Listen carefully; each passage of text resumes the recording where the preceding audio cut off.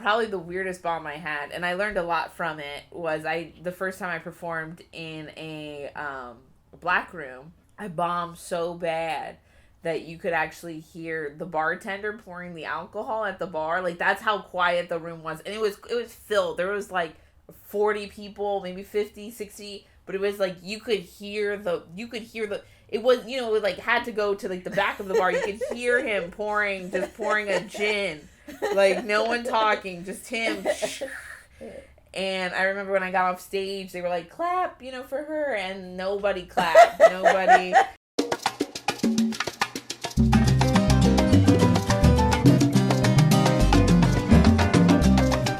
Hey, Common Sensester.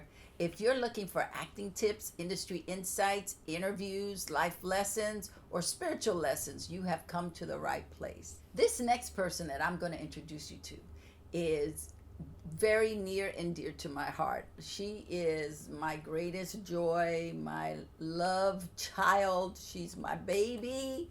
She is a filmmaker, an artist, and a poet. And more than anything else, she is a stand-up comedian. She also, just a little trivia, was our director for Sense Mamita for the first 6 years. Please help me welcoming my daughter, Lexie Grace. Hello. Hello, daughter. Hi, Mom.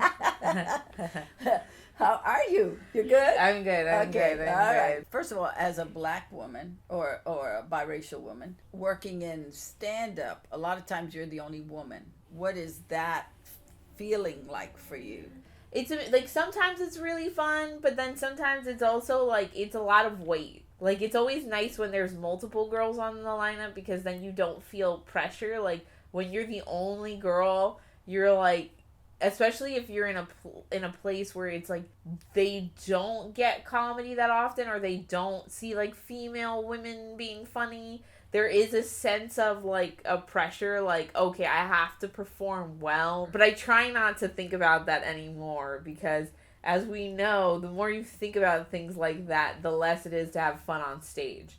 So I just try to, I try to let the jokes speak for themselves and just kind of do what I've got to do. And, and I do have, I have been blessed. I have, like, a lot of guy mentors that are really nice and, like, take me under their wing. But it is, like, there still is a lot to be had with navigating the waters. I think it's also, like, you have to, sometimes I don't have the luxury of, like, kind of, like being like, okay, I'm gonna just wing it tonight. Like, I really kind of have to come with, like, the heat on, like, as far as, like, because I'm so new that it's still, like, you still kind of always have to make sure that, like, you got to prove yourself. You've got to prove yourself, and you've got to make sure, especially if they're not booking women, that they'll book another woman because you were really good, or, like, they had the audience had a good time with you. And it's also just kind of, like, I do love when you can, like, show someone... They underestimate you, and you can, like, prove, like, I love that feeling. I love that. I live for that. It's great. As a black woman, yeah, your type of humor is not black ghetto. Yeah, no, it definitely is not. And so when you get on stage, sometimes people have a preconceived idea what you're going to do. Mm-hmm. And then you go in the other direction. Yeah, they're expecting me to be like, oh, child, like, that's what they're expecting. And then I tend to run around wearing scarves and cravats, and I don't know, but yes, I mean, that's how. If this is your first time seeing me, please don't think I just wear scarves on stage. And that was a weird thing I just said. But that's like your little signature. But it is. But I'm just saying that, like, yeah, I'm more. I feel like I'm very polite, and I'm optimistic, and I'm not about to, like, read anyone in the room. When you get people attacking you from the audience, you get hecklers. How do you deal with it?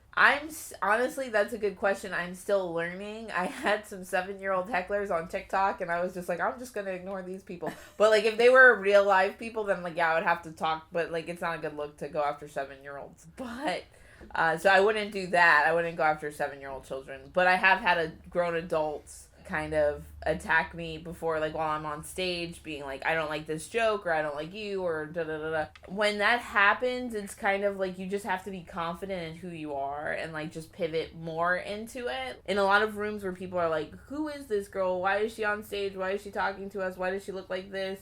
Like, if I go in, like, and I'm me, like, by minute 2.5, we've passed that. They're like, okay, this is the girl. This is what let's just laugh. Like, we are, because I think the probably the weirdest bomb I had, and I learned a lot from it, was the first time I performed in a black room, I bombed so bad that you could actually hear the bartender pouring the alcohol at the bar. Like, that's how quiet the room was. And it was filled. There was like 40 people, maybe 50, 60, but it was like you could hear it was, it like had to go to like the back of the bar. You could hear him pouring a gin. Like, no one talking, just him. And I remember when I got off stage, they were like, clap, for her, and nobody clapped. Nobody. I walked to the back. They were like looking at me. I had my stuff in the back, so I had to walk all the way to the back, and then I left. And then the thing is, I was like, I'm gonna go back next week, because I didn't want the fear in me. And I remember going back, and one of my friends had given me a great piece of advice, and he said, because I had told him, I said, I bombed so bad, because he had been to that room, so I was like, oh, he was like, but you're funny, you should have done well, and I was like, but I bombed so bad, and he was like, it probably was because you were more invested in what they were feeling, not in how you were feeling, like, not in the true place of you, and you being like, this is my perspective, this is my truth on stage. You were more like, are they gonna like it, are they gonna... So then he was just like... Right, you were taking temperature of the room instead of being the thermostat. Yeah, so he was like, you have to go on stage and kind of have a screw you kind of attitude and just do what you want to do. And so I went back, I did that, and it didn't do a lot better. I actually had one guy, when I got off stage, said, I guess he was sort of funny. And then subsequently I've done black rooms since then, and like have done well, but it's always a learning curve of like a very bad bomb to like kind of you learn something else. What's your favorite thing about stand-up? Oh, I guess my favorite thing is like when like everyone's it's like I love the laughing.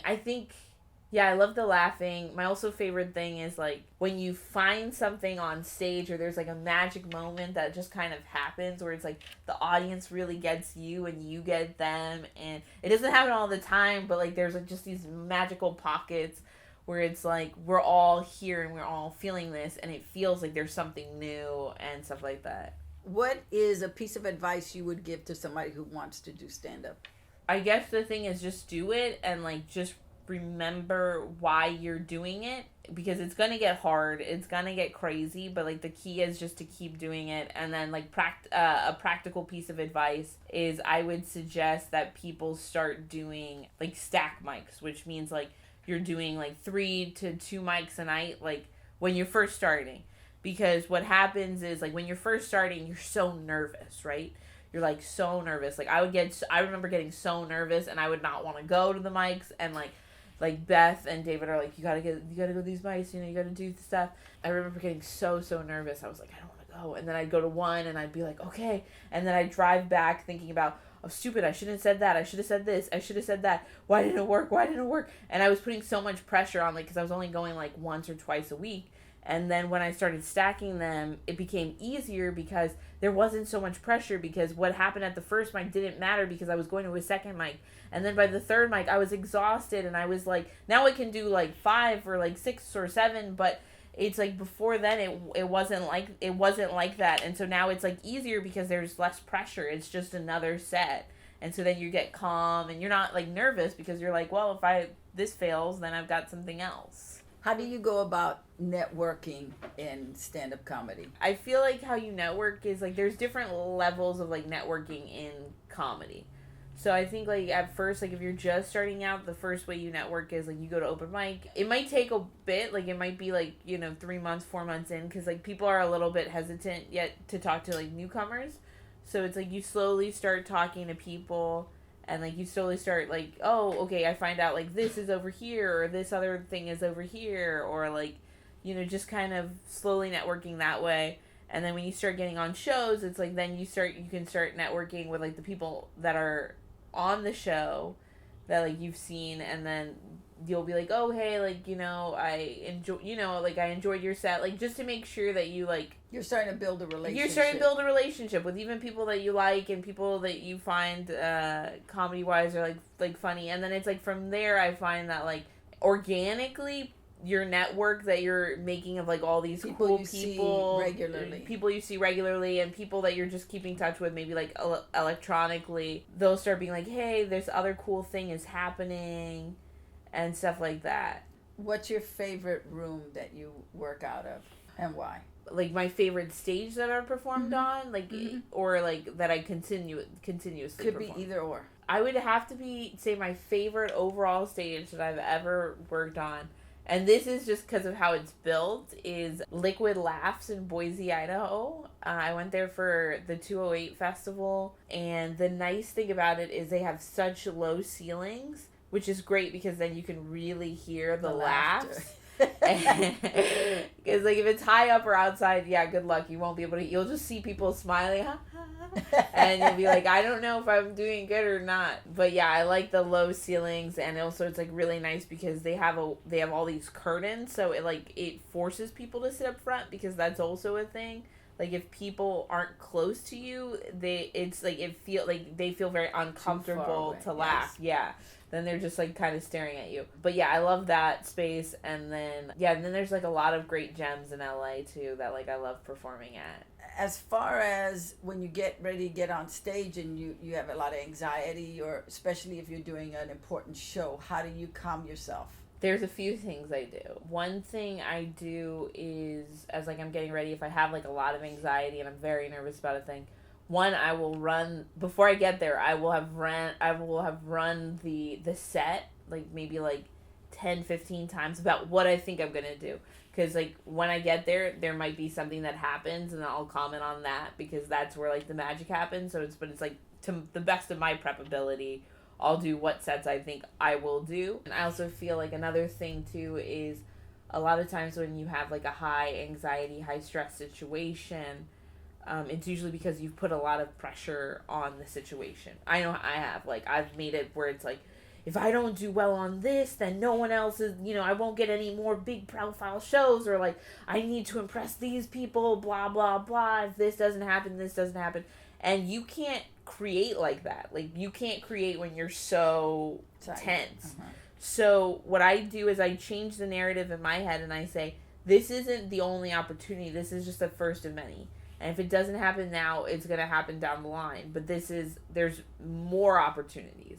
This might be just the one I have currently on the books, but like believe that more are coming. And like I'm always a big believer that, and I have to say, anytime I've done a big show and I've done it, more opportunities that, either around that week or the next week will pop up that people will be like, hey, you want to do this? So I think it's a lot of like not being like so tight-fisted and being like, it has to work, this has to click. But like if you kind of just go like, hey, I'm gonna just release this and see, just go, I'm gonna have fun. I also tell myself, like, remember, we're gonna have fun, this is why we do it, we're gonna have fun.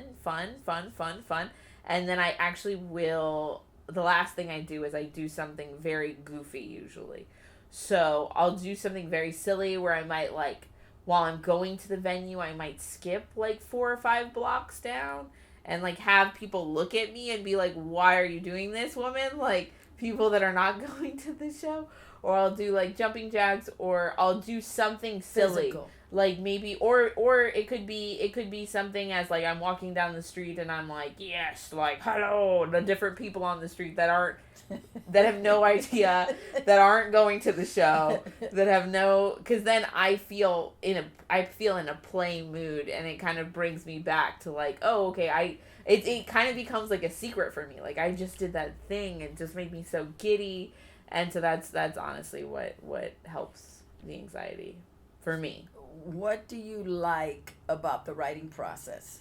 What I like about writing for stand-up is I like trying to figure out what that turn is. And I hate this, but I love this at the same time, is like sometimes when you're writing for stand-up, you think something is so clever. You're like, this is gonna be amazing. This is a game changer.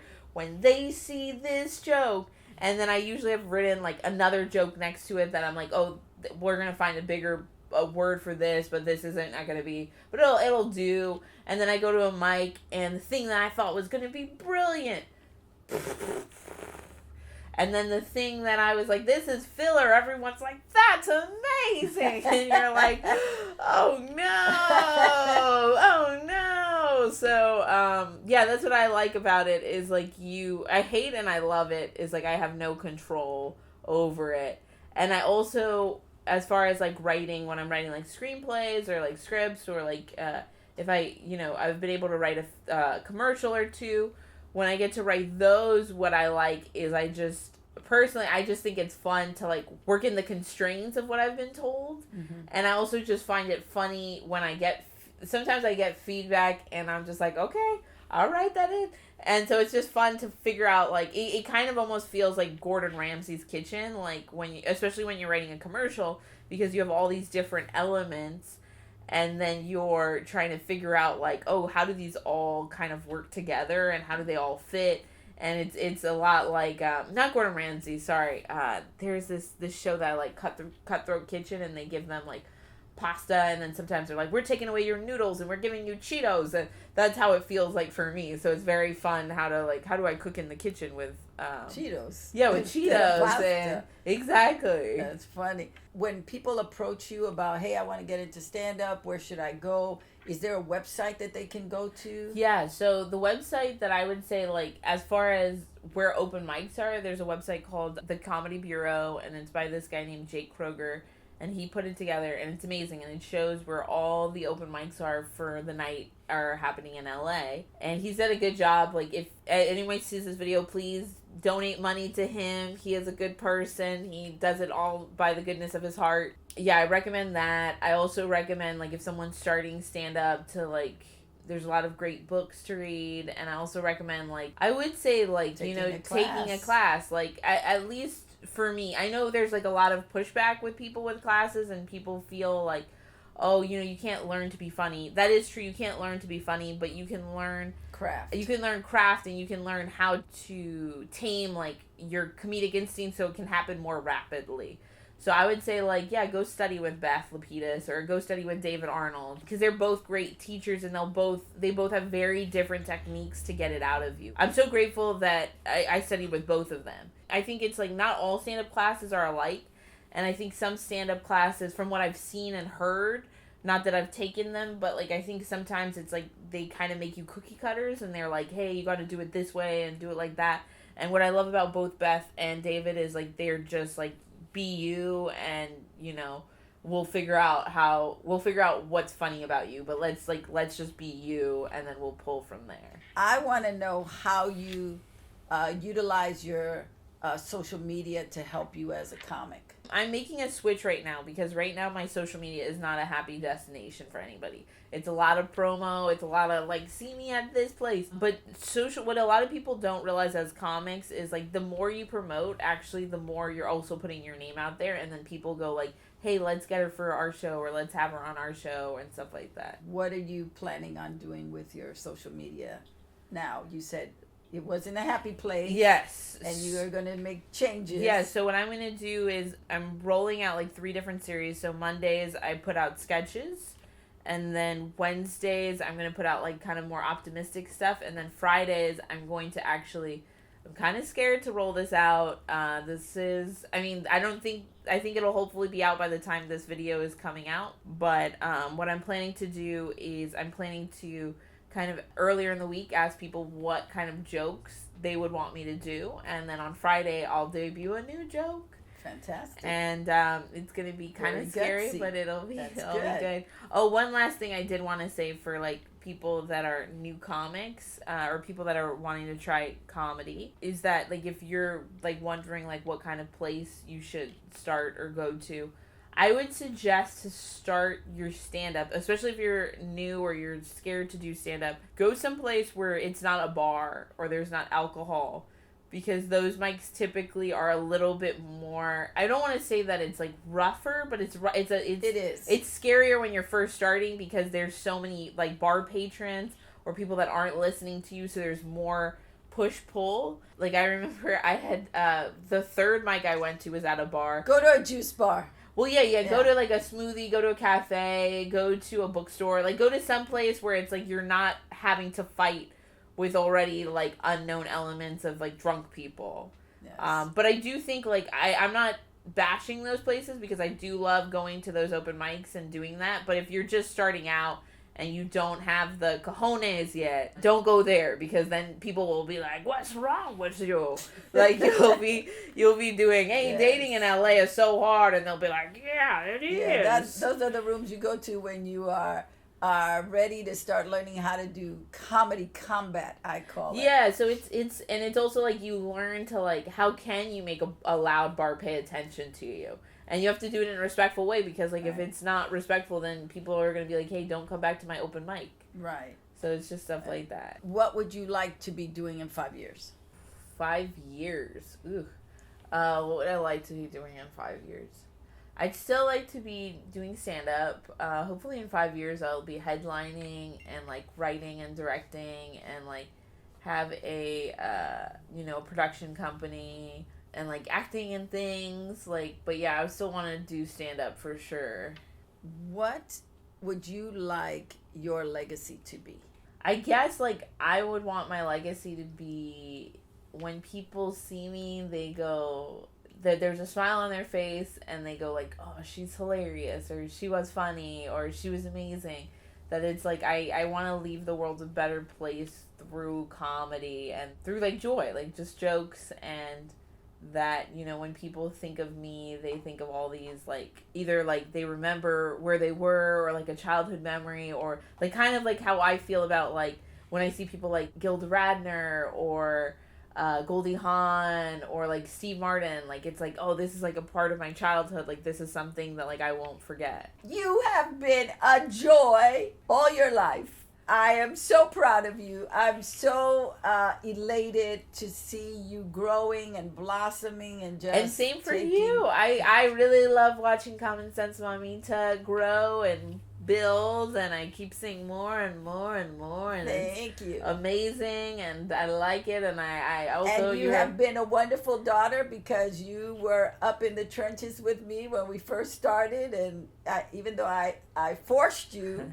you were a trooper and really just helped me immensely. No, it was fun, and I'm glad to see how it's like taken shape, like the interviews and everything is like. Thank you. Thank you for joining us. That's all the time we have. If you want to know more about Lexie Grace, just check out the description. It will have information on how to get hold of her, her social media, all that good stuff, comedy books, comedy classes that you might be interested in taking. So thank you again. And if you haven't already done so, please subscribe to this channel and hit the notification bell so you can get all the interviews in real time.